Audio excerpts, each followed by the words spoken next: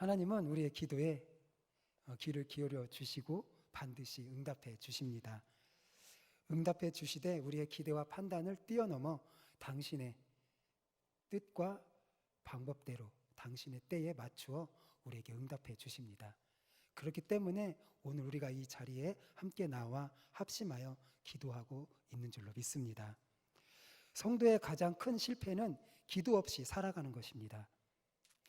우리의 삶을 조금만 주의 깊게 돌아보면 하나님께 기도하지 않아도 될 만큼 평탄한 삶은 없는 것 같습니다. 이 말은 곧 누구에게나 드러나지 않는 저마다의 고통과 상처가 있기 때문에 기도하지 않을 수 없다는 것입니다. 남부러울 것 없는 것 같이 보이는 사람에게도 드러내지 못하는 아픔이 있는 법입니다. 기도하지 않아도 될 만큼 평탄한 삶이 없는 것처럼 마찬가지로 기도하지 못할 만큼 절망적인 삶도 없습니다. 모든 것이 무너져 내리는 것만 같을 때에도 숨 쉴 힘만 있다면 할 수 있는 한 가지, 바로 그것이 기도입니다. 어떤 상황에서든지 기도하는 사람은 하나님으로 인해서 승리하는 삶을 살게 되는 것은 분명한 사실인 것입니다. 지난주 신년 특별 새벽 기도회를 통해서 2020년도에 하나님께서 응답해 주시기를 간절히 바라며 기도 제목을 내주신 성도님들이 계십니다. 바로 기도하는 제목 하나하나마다 우리 하나님께서 그 선하신 뜻대로 응답하여 주실 것을 기대합니다. 우리가 기도 제목을 가지고 하나님께 나아갈 때에 하나님의 주권을 인정하면서 먼저 하나님의 뜻이 이루어지기를 기도해야 합니다. 내 뜻과 내 욕심을 이루기 위한 방편으로 기도를 하는 것은 기도에 대한 바른 자세가 아닙니다. 바로 우리가 기도할 때에 먼저 하나님을 기쁘시게 해드리는 기도가 무엇인지 분별하여 드리는 기도가 우리의 기도가 되어야 될 줄로 압니다. 그렇다면 어떤 기도가 하나님이 기쁘게 받으실 만한 기도일까요? 오늘 우리는 솔로몬의 성전 낙성식 기도를 통해서 하나님이 기뻐하시는 기도가 어떤 기도인지를 살펴서 우리의 기도의 방향을 바로잡는 시간이 되고자 합니다. 다윗이 꿈꾸던 성전이 솔로몬에 의해서 건축되었습니다. 7년의 공사 기간을 거쳐서 완공된 성전에서 솔로몬이 백성들과 함께 성전 낙성식을 거행하는 것이 열왕기상 8장의 주된 내용입니다. 성전이 완공된 후 솔로몬은 세 가지 일을 진행합니다. 첫 번째는 성막에 있던 언약궤를 성전 안으로 모셔드리는 일입니다. 성전으로 언약궤가 옮겨지자 하나님의 영광이 성전 안에 가득했습니다. 이것은 모세가 성막의 역사를 마칠 때와도 같습니다. 모세가 성막의 모든 완공을 마칠 때에 성막이 여호와의 영광으로 충만했습니다. 출애굽기 40장 33절 34절에 보면 그는 또 성막과 제단 주위 뜰에 포장을 치고 뜰 문 위에 휘장을 다니라. 모세가 이같이 역사를 마치니 구름이 회막에 덮이고 여호와의 영광이 성막에 충만하매. 바로 성막에 구름이 덮이고 여호와의 영광이 충만한 것은 바로 하나님께서 성막을 기쁘게 받아주셨다는 것을 의미합니다. 이와 마찬가지로 하나님께서는 성전 공사를 마치고 성전에 모인 솔로몬과 백성들 앞에서 자신의 영광을 드러내 보여주셨습니다. 바로 기쁘게 받아주신 것이죠. 솔로몬이 성전을 완공하고 한 두 번째 일은 성전 안 여호와의 제단 앞에서 하나님께 기도를 드리는 일이었습니다. 그리고 세 번째는 성전을 세우는 일에 힘을 다한 백성들을 축복하는 일이었습니다.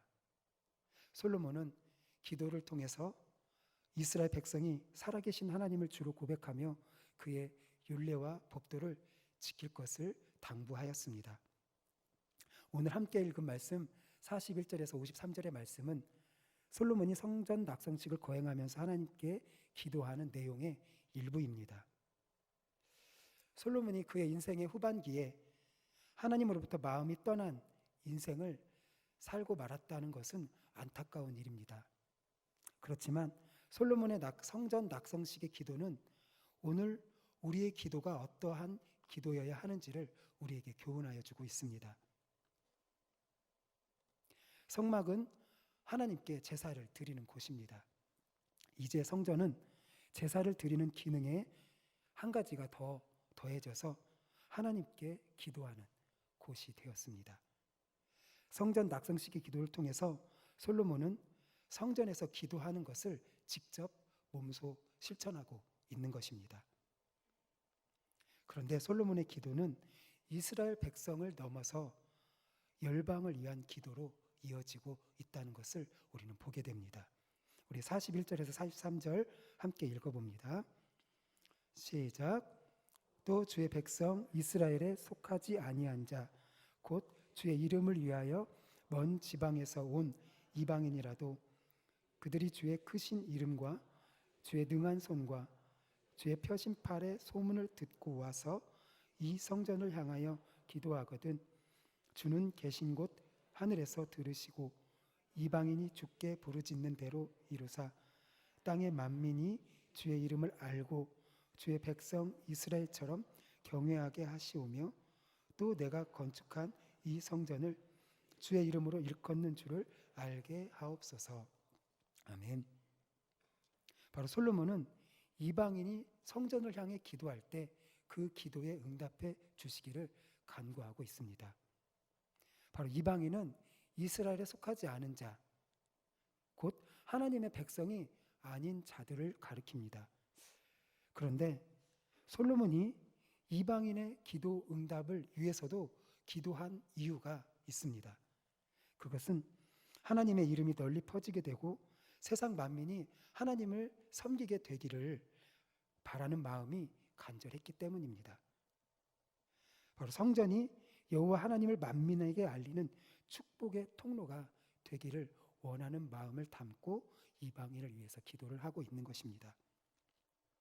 하나님은 온 세상의 주인이시며 무한한 권세와 능력으로 온 우주 만물을 다스리시는 분이십니다. 그러기에 온 세상 만물, 모든 인류를 통해서 영광과 찬양받기에 합당하신 분이 바로 우리 하나님이신 것입니다. 바로 솔로몬은 하나님께서 주신 지혜와 믿음을 통해서 하나님의 마음을 깨달아 알 수 있었고 바로 이것이 성전 낙성식의 기도로 이어지게 된 것입니다. 솔로몬은 자신이 지은 성전이 만민이 기도하는 집이 되고 하나님을 찾는 모든 자의 기도가 응답되기를 바라는 마음을 갖고 있었던 것입니다. 바로 솔로몬은 하나님의 성전을 소유한 유대인만의 소유물이 아니라는 것을 알았기 때문입니다. 하나님이 팔레스타인 지역에 국한된 신이 아니라 온 세계의 하나님이심을 알았기 때문입니다. 그래서 솔로몬은 이방인의 기도에도 응답해 달라고 하나님께 간구할 수 있었던 것입니다. 바로 열방을 위한 성전이 되게 해달라는 것입니다. 이러한 솔로몬의 기도는 창세기 22장 18절에 드러난 하나님의 마음을 보여줍니다. 창세기 22장 18절 함께 읽어봅니다. 시작. 또 내 씨로 말미암아 천하 만민이 복을 받으리니 이는 내가 나의 말을 준행하였음이니라 하셨다 하니라. 아멘. 바로 이스라엘을 넘어서 이방인을 위한 성전이 되게 해달라는 기도는 바로 아브라함에게 언약하셨을 뿐만 아니라 예수님을 보내주셔서 천하 만민을 구원하시고 복을 받게 하시고자 하시는 하나님의 마음이 담겨 있었던 것입니다. 또한 이방인을 위한 솔로몬의 기도는 하나님이 이스라엘을 택하신 목적을 분명하게 드러내주는 기도였습니다. 출애굽기 19장 5절 6절을 보면 세계가 다 내게 속하였나니 너희가 내 말을 잘 듣고 내 언약을 지키면 너희는 모든 민족 중에서 내 소유가 되겠고 너희가 내게 대하여 제사장 나라가 되며 거룩한 백성이 되리라. 너는 이 말을 이스라엘 자손에게 전할지니라. 아멘. 바로 제사장 나라요 거룩한 백성이 된 이스라엘은 이방 민족을 하나님께로 이어주는 사명을 받았다는 것을 우리에게 보여줍니다. 하나님은 세상 만민이 복을 받기를 원하셨습니다. 그래서 이스라엘을 하나님의 소유인 제사장 나라로 부르셨습니다. 이처럼 솔로몬이 드린 성전 낙성식의 기도는 이스라엘이 하나님께 받은 사명이 무엇인지 분명하게 드러내 보여주는 기도였습니다. 솔로몬의 기도는 오늘 우리가 드려야 할 기도가 무엇이며 그리고 우리의 사명이 무엇인지 깨닫게 해줍니다. 먼저 우리가 드리는 기도를 점검해 보았으면 좋겠습니다. 내가 드린 기도가 하나님이 주신 사명을 분명하게 드러내는 기도인지 우리는 살펴보아야 하겠습니다. 오늘 우리 동부교회와 우리 교회의 사명이 우리가 함께 이 자리에 모여서 예배 드리는 것으로 끝나는 것이 아니요 나만이 복받기 위한 순종에 머무는 것이 아니라고 하는 사실을 우리는 알아야 합니다. 세상에 하나님의 이름과 권능을 알리며 하나님께서 세상의 참 주인이시며 주관자라는 사실을 알려야 하는 것이 바로 우리 모두의 사명인 것입니다.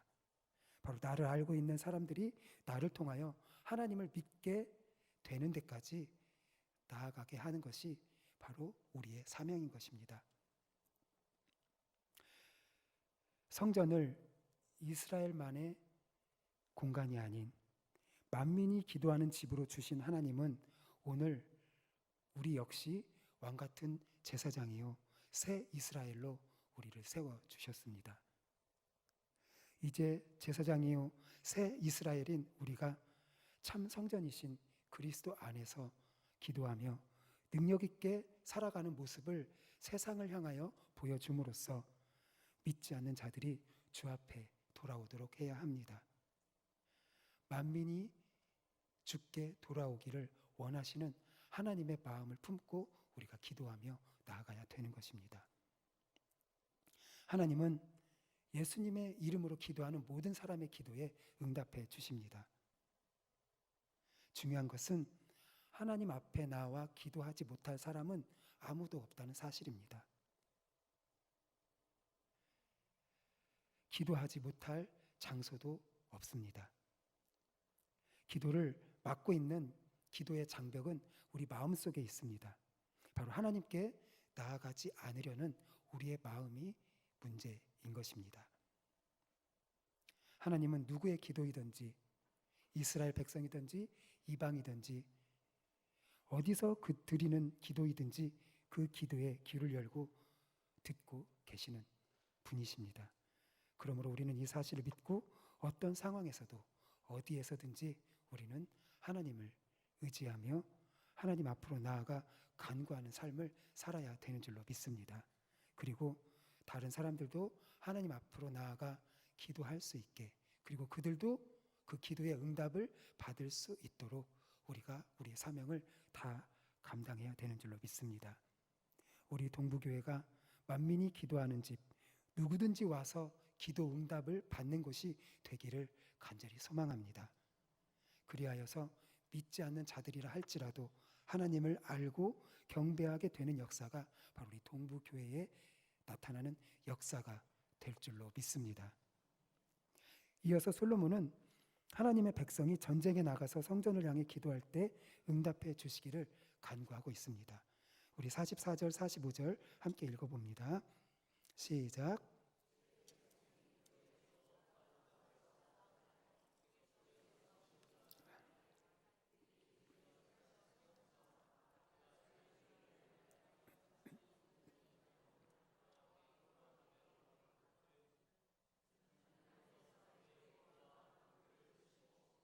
그들의 일을 돌아보옵소서.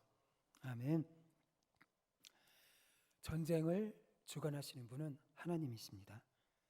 전쟁은 하나님의 손에 있기 때문에 전쟁에 나갈 때 하나님의 도우심은 절대적이라고 말할 수 있습니다.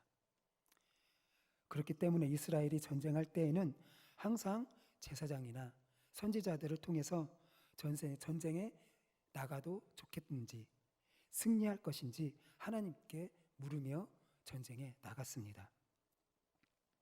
이스라엘의 역사를 보면 전쟁과 국가적인 위기 상황 속에서도 바로 기도로 극복한 경우가 참으로 많습니다. 하나님의 백성이 치르는 전쟁은 모두가 다 하나님의 전쟁입니다. 하나님이 대신 싸워주시는 전쟁을 싸우고 있는 것입니다. 그러므로 솔로몬이 이렇게 전쟁을 드리는 백성을 위해서 기도를 드리는 것은 바로 하나님이 나서면 당해낼 나라가 없다는 사실에 기반을 두고 있는 기도인 것입니다. 전쟁과 같은 위기가 절박한 상황이 우리에게 찾아오기도 합니다. 하나님을 믿는 성도라고 해서 그 고난이 비껴가지는 않습니다.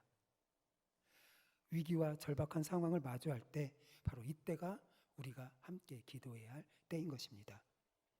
어둠 속에 있을 때 손전등을 비추어서 그 어둠을 빠져나가듯이 기도는 어두운 상황에서 하나님의 일하심을 보게 하는 손전등이라는 사실을 우리는 알아야 합니다. 하나님께 무릎 꿇어 기도하는 자는 위기 앞에서 굴복하지 않고 승리를 맛보게 됩니다. 바로 위기를 이겨내게 만드는 것이 바로 기도의 힘인 것입니다. 바로 우리의 기도를 들으시고 우리를 보호하시는 하나님께서 우리로 하여금 승리하게 하실 것이 분명하기 때문입니다. 오늘도 우리는 크고 작은 영적 싸움을 싸우며 나아가고 있습니다. 영적 싸움의 현장에서는 기도가 더욱더 필요합니다. 영적 전투의 현장인 우리 삶 속에서 하나님의 전신갑주로 무장하며 나아갈 때 우리는 승리하게 되는 것입니다. 바로 참 성전이신 예수님의 이름으로 기도하며 나아가는 것 말고 우리에게 이길 힘은 없는 것입니다.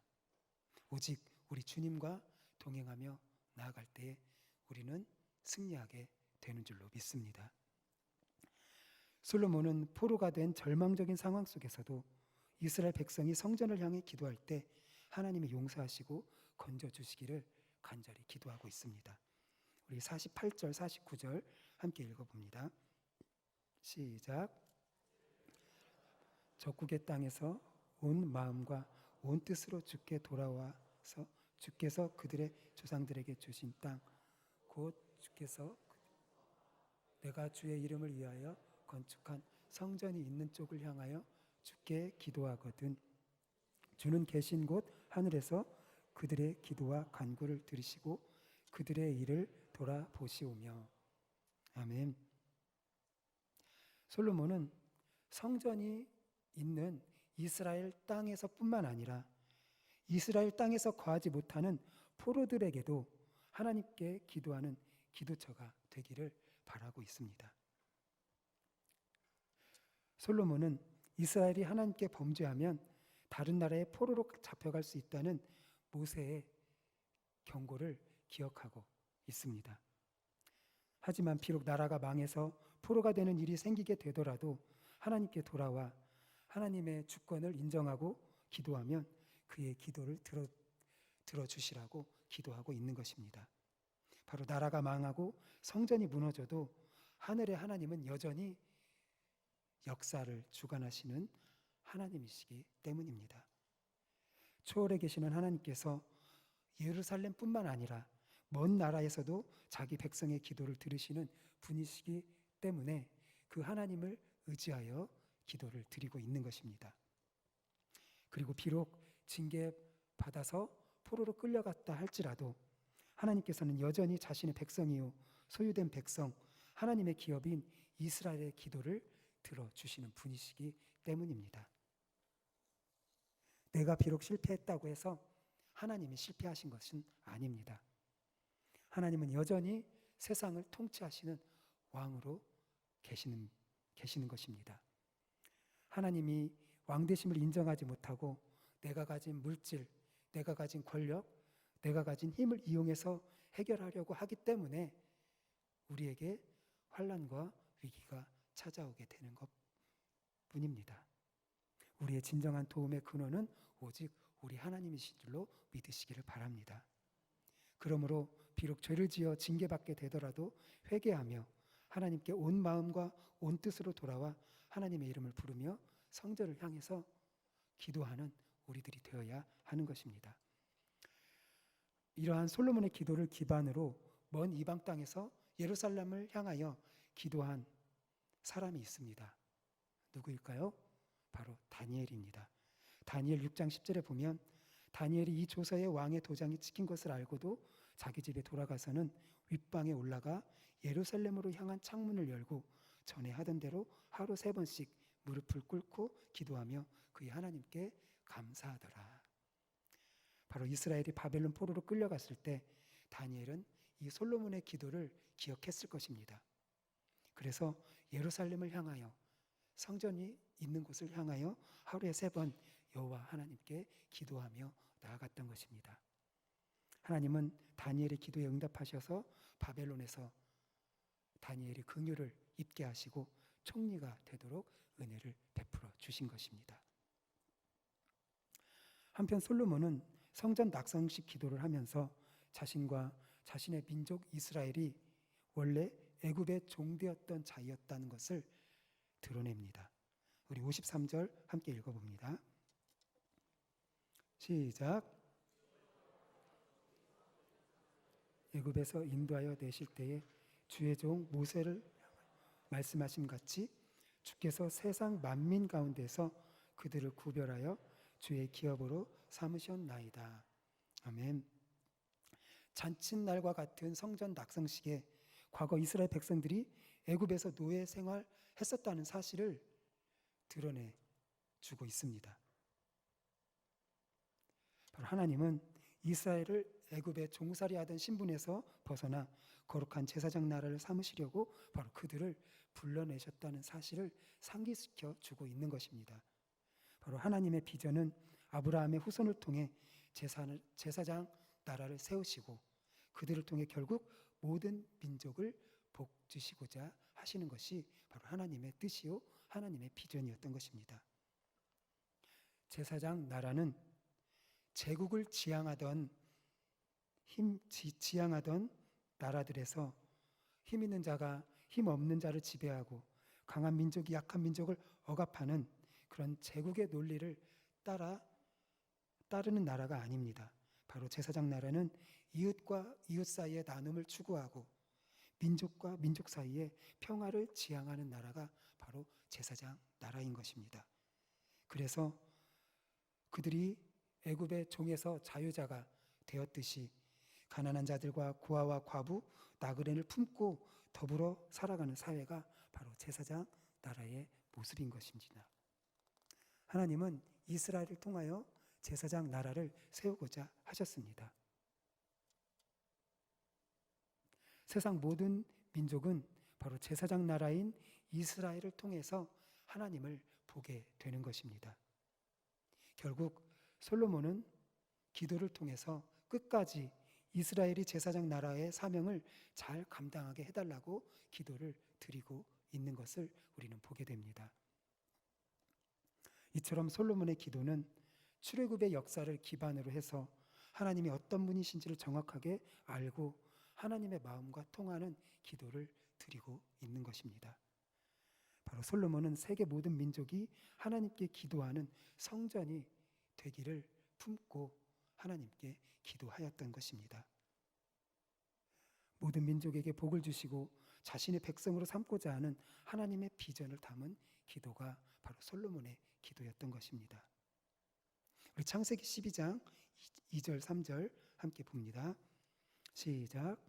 내가 너로 큰 민족을 이루고 내게 복을 주어 내 이름을 창대하게 하리니 너는 복이 될지라.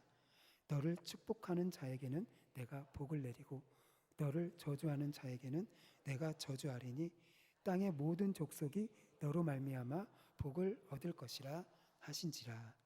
아멘. 또 디모데전서 2장 4절 함께 읽어봅니다. 시작. 하나님은 모든 사람이 구원을 받으며 진리를 아는 데에 이르기를 원하시느니라. 아멘. 바로 이러한 세상의 모든 민족의 복의 통로로 이스라엘을 세우셨던 하나님, 그리고 모든 사람이 구원을 받으며 진리를 아는 데에 이르기를 원하시는 그 하나님의 마음을 품고 오늘 우리는 하나님께 향하여 기도해야 되는 줄로 믿습니다. 말씀을 맺습니다. 하나님의 백성에게 찾아오는 절망적인 상황은 오히려 살아계시고 은혜가 풍성하신 하나님을 만나는 놀랍고도 친밀한 기도의 시간이 될 수 있습니다. 바로 성도에게 있어서 가장 절망적인 때가 있다면 그것은 바로 기도하지 않는 때입니다. 건져주시고 돌보시는 하나님께 기도하지 않는 때만큼 절망적인 때는 없는 것입니다. 기도 없이 평안한 삶을 살아가는 것은 위험합니다. 바로 기도의 실패가 곧 삶의 실패로 이어지기 때문입니다. 우리의 기도를 들으시고 우리를 항상 돌보시는 하나님을 의지하며 사는 것이 바로 진정한 승리의 삶인 것입니다. 우리의 기도는 오늘 말씀에서 발견한 솔로몬의 기도처럼 하나님을 기쁘시게 하는 기도여야 합니다. 하나님이 기뻐하시는 기도란 하나님이 어떤 분이신지를 분명히 알고 그 하나님을 믿으며 하나님의 뜻과 비전을 담아 드리는 기도가 바로 하나님이 기뻐하시는 기도인 것입니다. 우리가 하나님의 비전을 담고 하나님의 말씀에 순종하기 위해서 기도하면 우리의 형편을 이미 다 아시는 하나님께서 우리의 기도를 들으시고 우리를 통하여 영광 받으시며 우리의 필요한 모든 것을 채워주실 줄로 믿습니다. 성전을 향하여 기도하는 것은 결국 하나님을 향하여 기도한다는 의미입니다. 성전을 바라본다는 것은 바로 성전이 있는 공간, 그곳을 바라보거나 지금 우리가 출석하고 있는 이 동부교회가 있는 방향을 바라보면서 기도한다는 의미를 넘어서 온전히 하나님을 바라보면서 의지하면서 기도한다는 뜻입니다. 성전을 향하여 기도하는 이스라엘 백성처럼 우리의 영적 시선을 하나님께만 집중하고 갈망하며 온전히 우리 주님만 바라보면서 기도하시는 성도님들이 되시기를 바랍니다. 모든 민족을 향한 하나님의 마음을 품고 기도하시는 성도님들이 되시길 바랍니다. 바로 우리 동부교회가 하나님의 이름을 선포하며 만민이 기도하는 집, 누구든지 나와서 기도하는 자마다 하나님의 응답하심으로 풍성한 열매를 맺게 되는 그러한 아름다운 교회가 우리 동부교회가 되도록 기도해 주시기를 바랍니다. 그러면 하나님이 우리의 기도를 기쁘게 들으시고 세상에 복이 되는 통로로, 세상에 복이 되는, 축복이 되는 통로로 우리 동부교회를 귀하게 쓰시는 역사가 나타나게 될 줄로 믿습니다. 이러한 기도, 세상을 품고 열방을 품고 기도하며 언제 어디서나 하나님을 전적으로 의지하며 기도를 드리며 나아가시는 동부교회 성도님들 되시기를 예수님의 이름으로 축복합니다. 우리